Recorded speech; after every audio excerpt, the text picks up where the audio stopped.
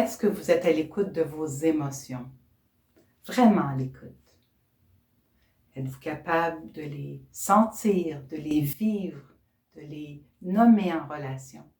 Et surtout d'être capable de déchiffrer leur message. Restez avec moi dans cette vidéo-ci. Je vous explique pourquoi ignorer, banaliser, rationaliser vos émotions, c'est vraiment une mauvaise idée.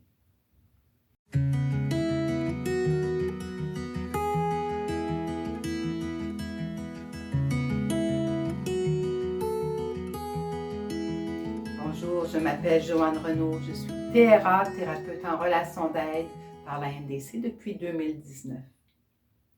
J'ai fait un très grand travail sur moi, en partie pour apprendre à écouter ce qui se passait dans mon monde intérieur, pour apprendre à nommer ce qui était là, pour apprendre à comprendre les messages de mes émotions.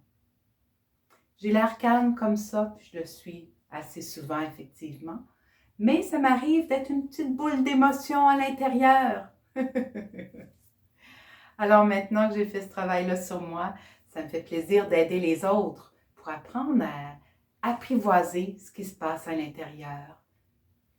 Alors si je reviens à mon message principal, pourquoi est-ce que c'est vraiment une mauvaise idée de ne pas écouter vos émotions, de les ignorer, de les banaliser, de les rationaliser? C'est simplement parce que nos émotions sont des signaux. Quand on vit une émotion agréable, qu'on dit souvent positive, c'est simplement que nos besoins sont comblés. Quand on vit une émotion désagréable, qu'on appelle souvent négative, ça nous indique un manque à l'intérieur de nous. Ça nous indique que nos besoins ne sont pas satisfaits. La comparaison que j'aime utiliser, c'est celle-ci. Si vous conduisez une voiture, puis qu'il y a le petit voyant lumineux qui s'allume, c'est souvent une petite lumière jaune ou jaune-orange à côté du réservoir d'essence, du signal de réservoir d'essence. Ça vous indique que vous allez manquer d'essence, ou en fait que la voiture va manquer d'essence bientôt et donc vous devez vous en occuper puis aller faire le plein pour que la voiture puisse fonctionner avec l'énergie produite par l'essence. Donc c'est un peu la même chose pour nous. Si on n'écoute pas nos émotions, on va éventuellement tomber en panne sèche quelque part à l'intérieur de nous. Nos besoins n'auront pas été comblés. Je vous donne encore quelques exemples pour mieux illustrer le lien entre émotion et besoin. Si vous vous réveillez un matin, puis vous vous sentez d'humeur irritable, impatient, et que vous n'êtes pas à l'écoute de ce qui se passe à l'intérieur de vous, le danger, c'est de déverser votre impatience, votre irritabilité sur les autres autour de vous. Donc, c'est sûr que ça nuit à vos relations. Par contre, si vous êtes à l'écoute de ce qui se passe à l'intérieur de vous, vous pouvez arriver à identifier avec la pratique parfois vos besoins. Si vous vous rendez compte que vous êtes irritable, impatient, parce que vous en avez trop pris sur vos épaules ces derniers temps, vous avez travaillé trop fort, vous avez été trop exigeant envers vous-même, ça vous indique que c'est le temps de prendre une pause. Un besoin de s'occuper de vous, peut-être de prendre une journée de congé, peut-être d'aller faire du sport, peut-être de faire du yoga, mais il y a un besoin qui est là, de prendre soin de vous. Ça peut être aussi que vous avez passé une mauvaise nuit, ça vous indique que vous avez besoin de récupérer. Deuxième exemple, si vous ressentez de la tristesse, ça peut être qu'il y a un manque relationnel quelque part. Peut-être que vous avez besoin d'être écouté dans vos difficultés, reçu, accueilli par une personne qui est capable de vous offrir cette écoute, cet accueil dont vous avez besoin. Ça peut être que vous avez besoin de vous relier à vos proches, que vous avez négligé de passer du temps avec les gens que vous aimez. Je vous offre un troisième et dernier exemple. Si vous vivez de la colère, donc je parle ici d'une colère saine, pas de la colère réactive qui cache souvent quelque chose quand on réagit, puis là, on accuse l'autre, puis on blâme l'autre de toutes sortes de choses. Non, pas cette colère-là. Une colère saine, c'est une colère qui indique une limite. C'est ça le lien entre la colère puis le besoin. Si un de mes proches va chercher, va fouiller dans mon sac à main alors que je considère que c'est mon territoire, je risque de ressentir la première fois du mécontentement, de l'irritation. C'est important de l'écouter puis d'indiquer à l'autre, écoute, non, ça c'est quelque chose que je n'accepte pas, c'est mon territoire, je te demande de ne pas fouiller dans mon sac à main. Si tu as besoin de quelque chose, viens me voir. Si la personne continue son comportement, c'est possible que l'intensité de la colère augmente parce qu'on n'a pas été entendu et ça va nous demander de porter attention à ce qu'on vit à l'intérieur pour pouvoir être plus ferme avec l'autre et peut-être établir des limites plus fermes, mais des conséquences. Alors, vous voyez, dans chacun des exemples que je vous ai partagés, il y a toujours un lien entre l'émotion et le besoin. Je désire attirer votre attention sur ceci. Une émotion, c'est quelque chose qui se passe à l'intérieur de nous, souvent dans notre corps, et qui est de courte durée, quelques minutes. C'est un peu comme une vague qui nous traverse.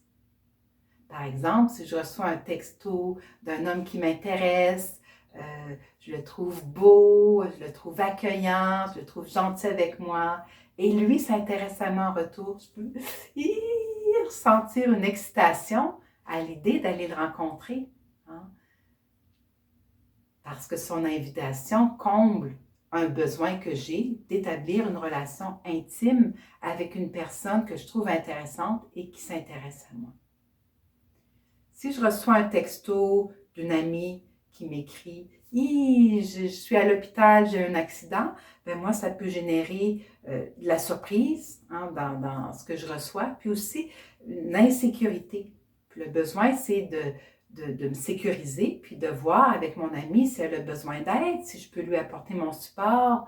Et en téléphonant à cette amie-là, si j'arrive à la rejoindre, elle me dit « Oui, j'ai un peu paniqué, je crois que c'est pas si grave, mais j'ai eu très peur. Donc, écoute, si tu viens me rejoindre, ça m'aiderait. » Ben là, à ce moment-là, je me sens sécurisée, je suis située par rapport à la situation de mon ami, puis le stress que j'ai pu ressentir, l'insécurité peut diminuer. Je veux aussi apporter une nuance entre émotion et sentiment. Donc, une émotion, c'est quelque chose qui est de courte durée, qui passe.